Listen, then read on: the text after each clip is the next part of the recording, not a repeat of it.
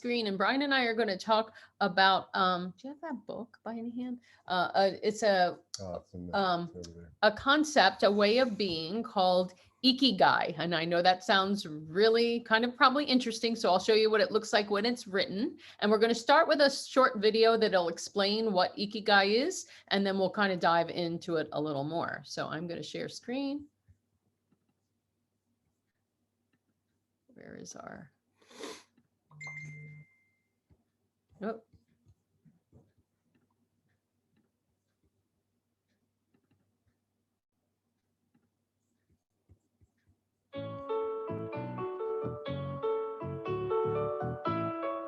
Why don't we commit suicide? Why do we get up in the morning? What is the meaning of life? Questions that we need to answer at some point in our lives, professionally or personally. The Japanese concept of Ikigai answers these questions by finding our reason for being. What is Ikigai, and how can we use its lessons to find meaning and happiness? Ikigai is the happiness of always being busy, both professionally and in our day-to-day. It is the passion and talent we have that gives meaning to our days and drives us to share the best of ourselves with the world. When looking for our professional Ikigai, we can ask ourselves 4 questions. What do we love? What are we good at? What does the world need? And what can we be paid for? Ikigai is found at the intersection of these 4 questions, where passion, mission, vocation, and profession meet.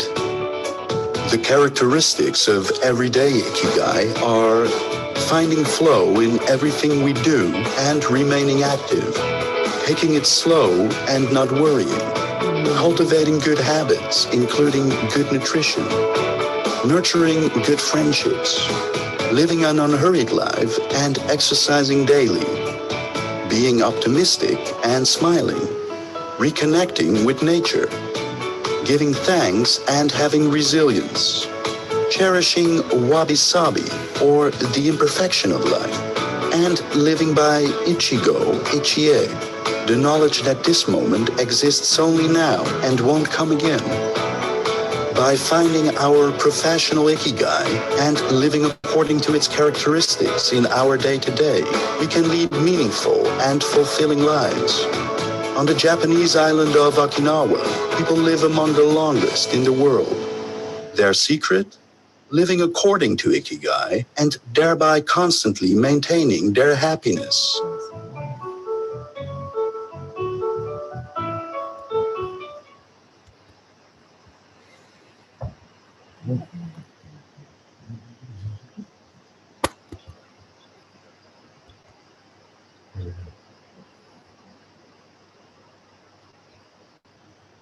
Alrighty, so Brian is going to talk a little more in detail about Ikigai. It sounds like Ikigai, Ikigai. Yeah,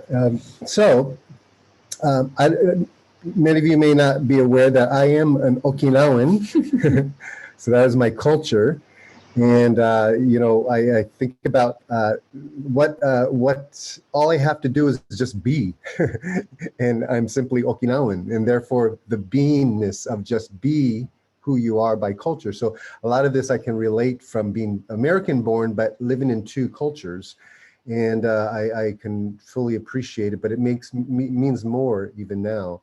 And so, you know, also as health coaches, if you look in the Habits of Health, Dr. A's book in page 491 to 493, I believe, as well as the Life book, the elements 25 and 26, that's where it's now getting into longevity and ultra health. And he refers to the Okinawans as well as the blue zones, and these are these other people groups that are the most centurions.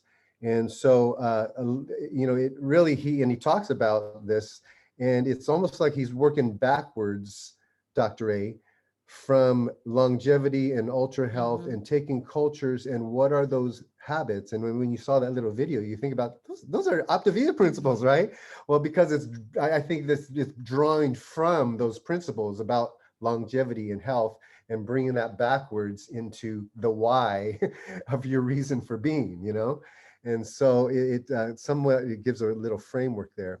And so, you know, it's hard to remove Ikigai from its culture itself.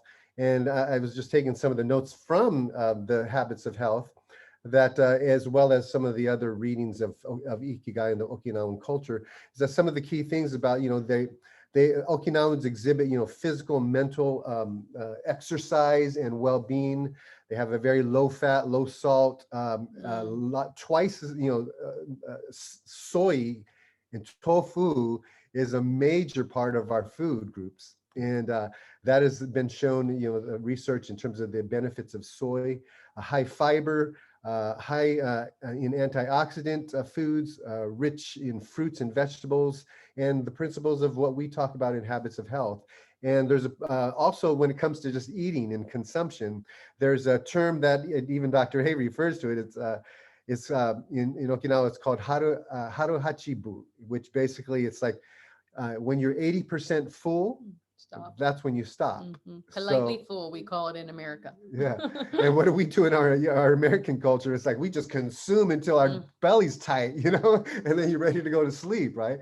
No, not in the Okinawan culture, just 80%, and then you're good, you know. So if we can even practice that just in terms of our own discipline about how we approach eating. Well, and our 5-in-1 teaches us that, to eat 6 small meals. And we have all, I think that we would all be able to say that once we started 5-in-1, we realized we were eating a lot more than we thought, right? Give me a little thumbs up if you, you know, if you realize that, like day 1 or 2 on program. Yeah. Yeah, and some of the other aspects of just, you know, they exhibit mental clarity in terms of also low incidences of dementia. And their diet is high in vitamin E and antioxidants. Also, just when it comes to the social coping skills, there's a real connection about family, connection of the people group. There's a whole idea, many cultures do this too, that, you know, when, like, especially when they migrate to in America, we call it tanamoshi, where when you're all pulling in your money and your resources, and you're picking hat, and you're like, who needs the loan, right? And then they pay back that loan to help start their business and helping each other. And so there's this sense of community together in a social group. The retirement is not even a concept, you know, because that's something that we have in our culture of understanding. Once you're done with your job, now enjoy your life. No, there's no such thing as retirement. It's just you find your purpose in living, and that's what we're talking about in Ikigai. And so then when we look at this this graph here, basically remember it's about what you think about. This, reflect in your own life. Okay, 4 things, 4 areas. What do you love to do? Okay, what do you love to do? That flow, that sense of flow. Okay, what are you good at? Your skills, your abilities, just that natural ability. Okay, what the world needs, and you get rewarded or you get paid for it at the same time. When you identify all 4 of those areas in your life, and right in the center, the intersection there, that is where you find your Ikigai. And so, you know, just to think, for example, just in terms of like what give you a visceral feeling, you know, if you have a pencil, some, you know, and just write on some just piece of paper, you know, write on with your non-dominant hand. Okay, so if you're a right-hander, write with your left hand. If you're driving, sorry, Mark. Okay. Okay. Drive with your foot. Okay. All right. But if you're, you know, what we call ambidextrous, you know, this is not going to work for you. Okay, but close your eyes and write on that piece of paper. Just write your first name. Okay, and just attempt to write your first name. Close your eyes with your less dominant hand.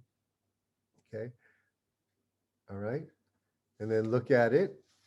Okay, and remember how you felt when you were writing it. Okay, you had to kind of you had to think about it. If you had some I's and T's, you had to kind of remember where that was. You had to be very conscious of it, right? Now take your dominant hand, and now just close your eyes and write your same first name.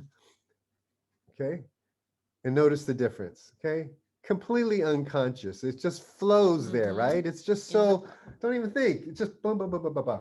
But the other one, you just, you had to just, you're just trying Awkward. too hard. It's Awkward. awkward, right? It's not natural. Okay.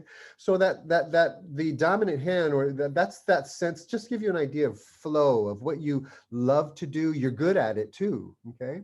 And so Another way to really understand your flow is what activity, when you're doing it, you lose all track of time. mhm, You mhm, know, you're mhm, just like, maybe you're painting, or I know for me, it's Optavia. I don't feel like I'm ever working with this because I mhm, love talking to the people and I love everything about it. But outside of that, where else do you just like, I'm a putterer. I love to putter and organize, and mhm, and hours could go by mhm, if I'm not timing it. mhm, But what is it for you? Painting, running, exercising, swimming. What is it for you that you just lose track of time? mhm. Okay, Okay. that's important to know.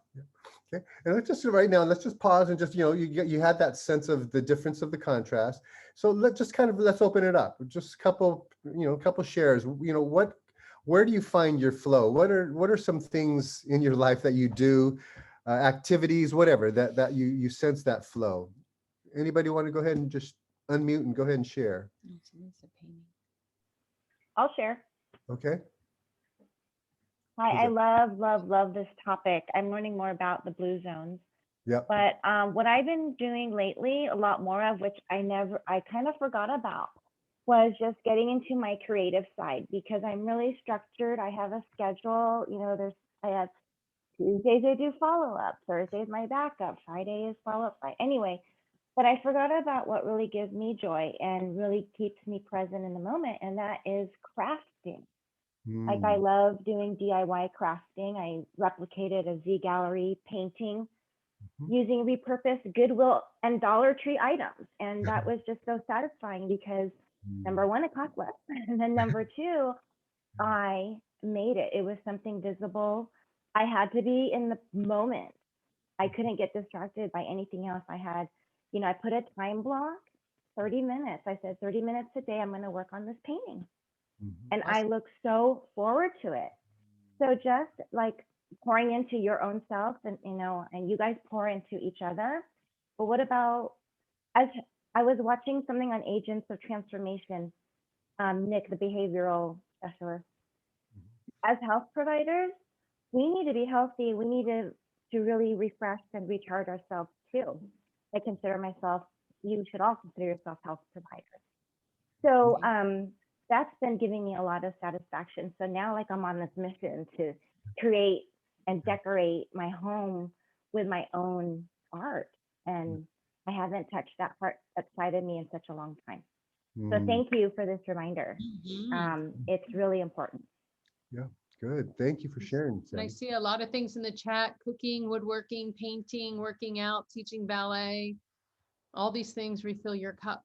Mhm. Okay, I'm gonna go back to the, so, yep. So just again, just as Sandy was mentioning, and then the importance of not only just looking at it from, oh, do I get paid for it? It's not about that. It's really about the sense of what is expression that gives that sense of just your own personal well-being and peace, and just the ability to just kind of unwind, because when when you're in the grind, you need those pauses, you need to create those margins in your life, so you come back and show up, and you're with come back with just resolve. And so again, understanding that. do you want to talk about when one is missing? Do you want to, are you going into No, that? no. Well, Okay. there's the other areas where you see here that when you're like, for example, on the delight in fullness but not wealth, that's basically saying that if you have what you love to do, okay, but you have mission, and your passion, okay, but you don't get paid for it. Well, you can't do it. It's just a side hobby, right? So the other side, and let's say on the bottom, on the excitement and complacency, but set of uncertainty, so there's, you love to do it, the world needs it, you get paid for it, but it's like you just don't know, you just kind of, all right, let's say you're in just kind of nonprofit work, not to say that not nonprofit is the issue, it's about you're just kind of in the vocation, but you get paid for it, yeah, you love it, do it, it meets a need, But if for some reason it's like you're just doing it, you're just kind of complacent, it's just, oh well, what's the meaning? What's the purpose behind that? Then comfortable but feeling of emptiness. So you get paid, you're doing well, you're good at it, you're providing a need, but there's no real purpose in what you're doing, and so you feel like it's meaningless. And then satisfaction but feelings of uselessness. And so you might feel good, but and love to do it. You get paid for it, but it's not connected to what the world needs. It's just kind of self-serving, and it's just like you feel like, well, what am I contributing in life? So again, when we're converging all of those four areas, you found your ikigai. And so think about this in the context of us as health coaches. It's like, this is your ikigai. We're assuming that this is our ikigai, that we love to do it. We love it. It brings joy and satisfaction to help people. We're good at it and we're learning. Remember, skills can be developed, and you're developing these skills, and we're getting paid well. We get paid well for doing good, right? And we know that the world needs Opta-V at this time. My gosh. So it looks like, wow, isn't this an ikigai for us? And for some, we've transitioned from going full time. Others, there's that tension between, what you're doing and you find purpose in what you do.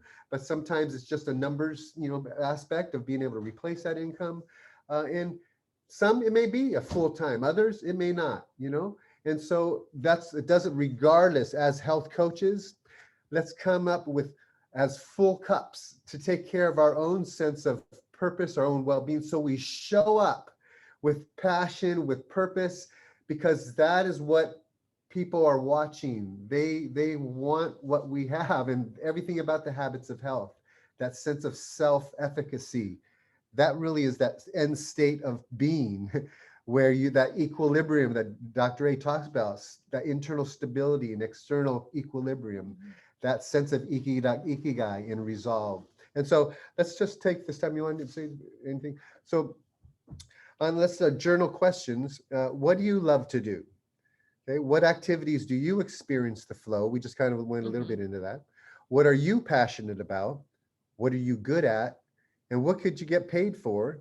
And what does the world need? Okay, so take some time for journal questions, and then we'll have a few shares what you wrote there. Okay, all right.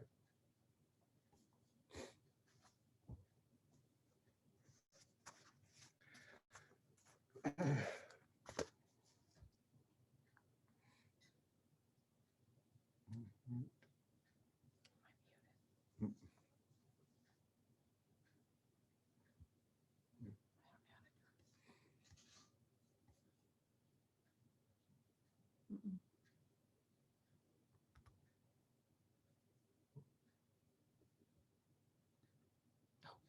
do you go back?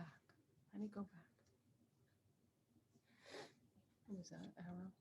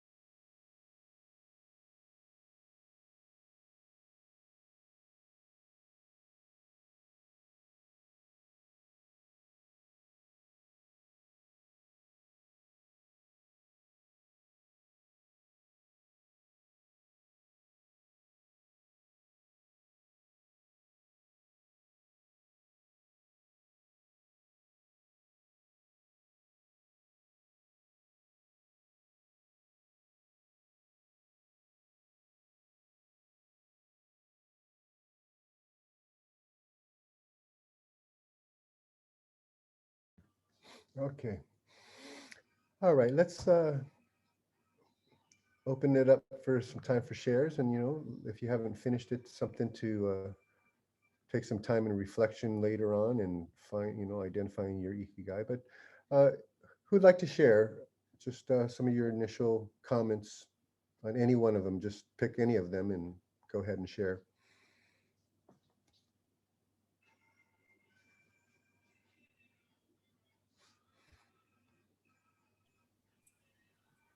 Mark, oh, I'd love to hear you, Mark.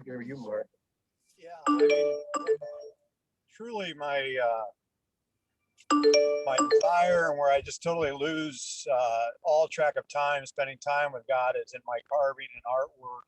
And my amazing wife is making it happen where I also enjoy helping others, definitely with weight loss.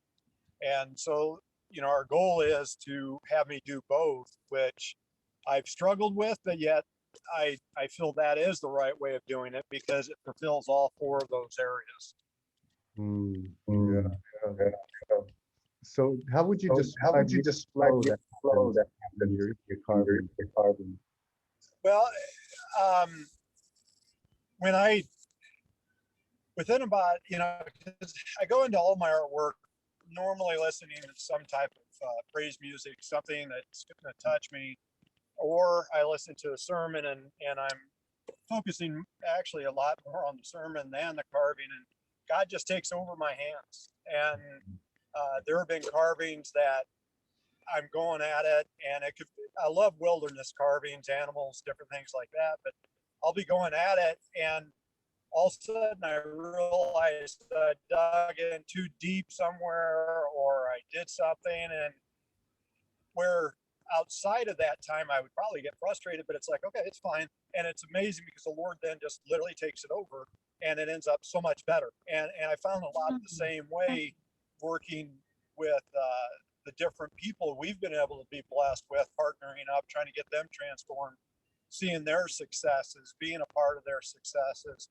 and how we're, letting the Lord work through us in that as well. So to me, it's an ultimate combination. I wish I was more articulate because it definitely is much more spiritual and deep than just that for both Optavia and the carving, and it's been amazing. The whole transition, just getting into Optavia, was totally a God thing, and how it transpired. So, does that kind of answer your question? Yeah, absolutely. So Sherry wanted to. Thanks. Yeah, so great exercise. And of course, I love how this all comes together.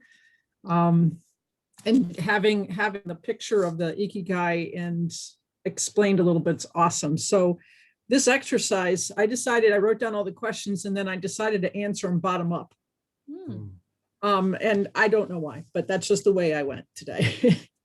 So the world need for me is freedom, because that is the gift that I have received is freedom in so many areas, mind, body, soul, spirit, it's all of it. And then what can I get paid for? Helping others through Optavia to find freedom. So what am I passionate about? Serving God and serving others to find freedom. And what do I love? To empower and inspire others, and woodworking.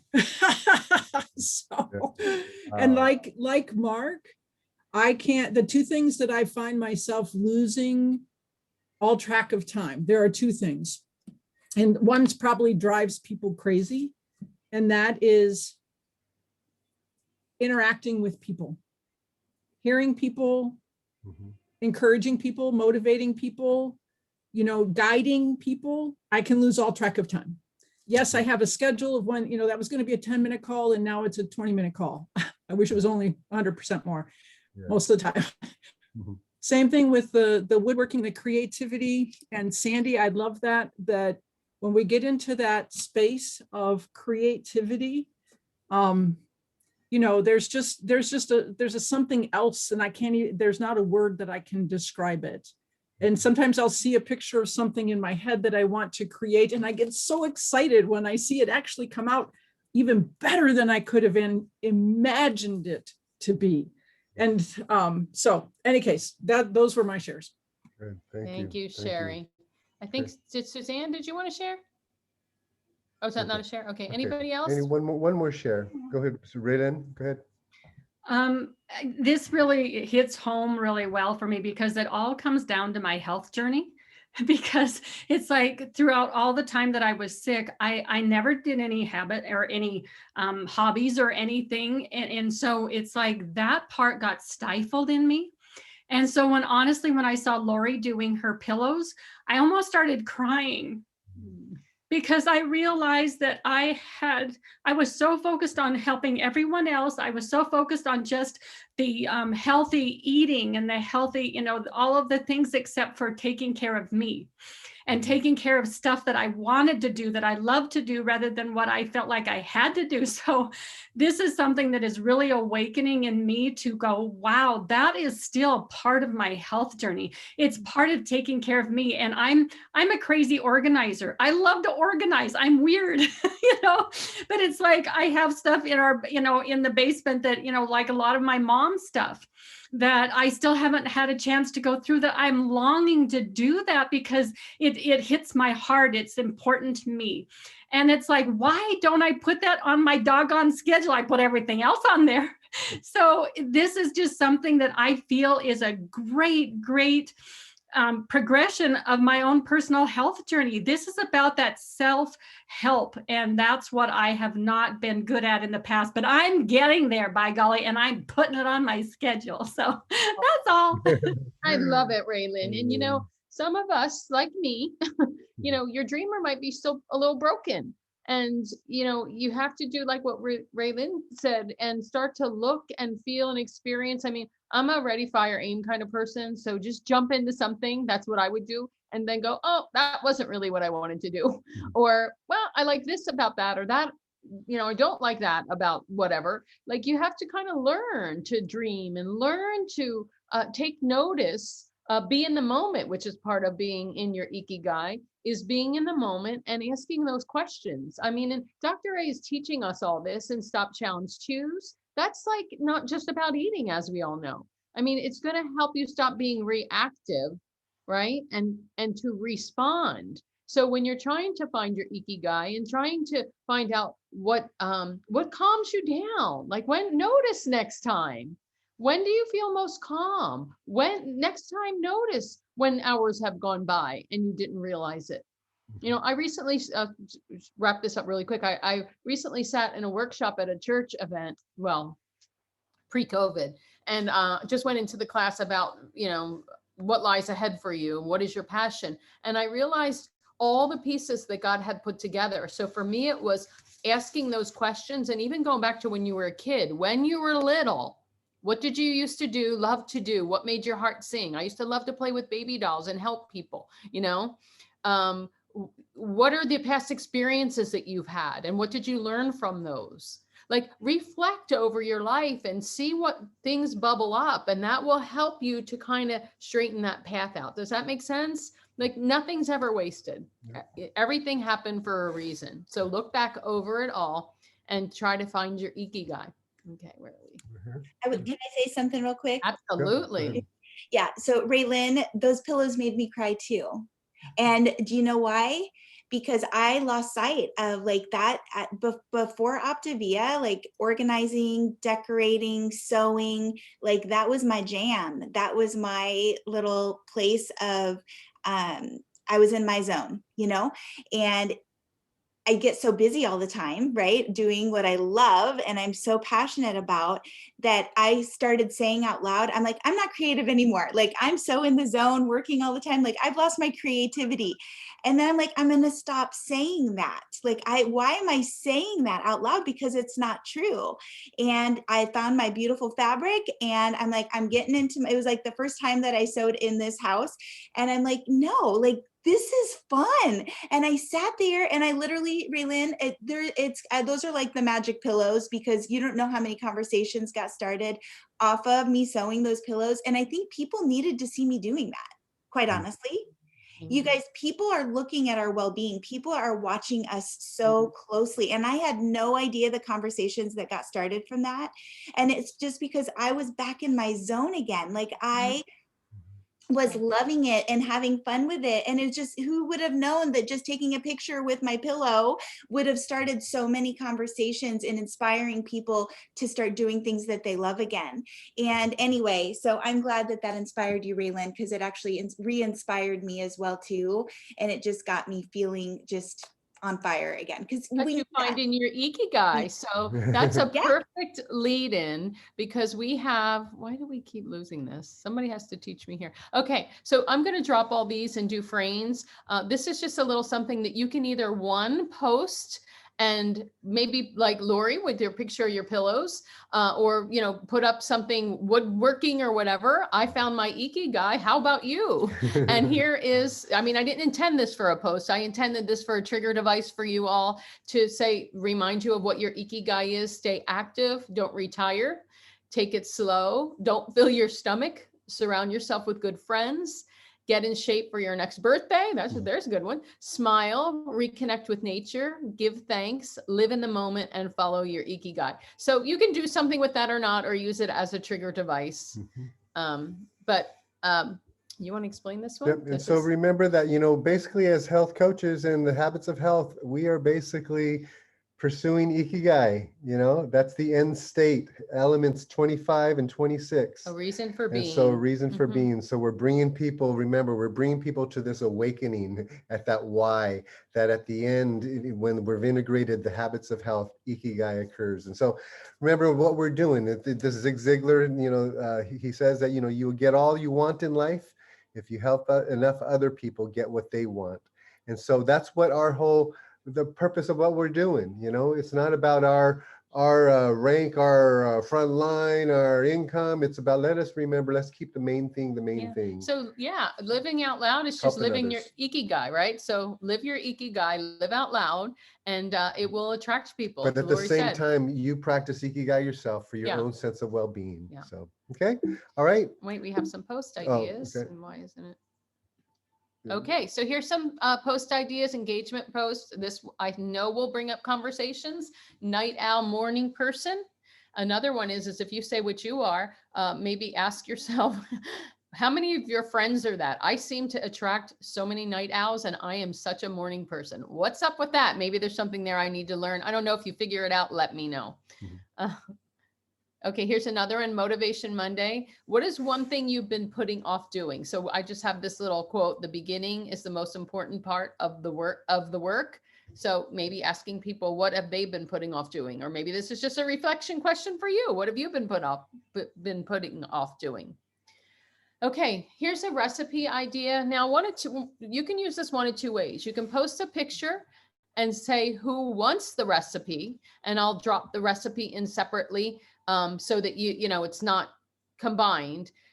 This could be an engagement post if you put who wants the recipe and say PM me, and then you have to do the work of following up and creating conversations and dropping the recipe in. That's a good way to get people to, you know, interact. But if you've done engagement post already, and you just want to add value, you can obviously don't put who wants the recipe. I had put this lean and green today. I love stir fries. Actually, I sold this from someone, April.